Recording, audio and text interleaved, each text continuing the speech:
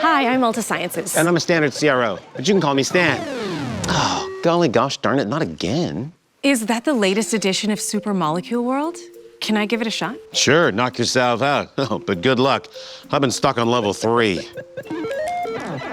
Level 3, preclinical testing complete. Press X to start Level 4, Phase 1 clinical trial. What the? How did you do that so quickly? It's just practice, experience, and knowing what comes next. Accumulating knowledge from decades of conducting studies. What worked, what didn't, every little hiccup, optimizations, what can be done differently, and finding a better path forward. Oh, a power-up. Oh, we don't need power-ups or shortcuts in drug development. We've got over 30 years of gained XP. Can you share some of that XP with me?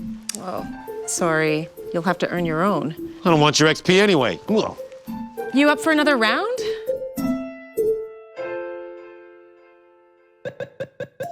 Level 110, NDA approval. Give me a break.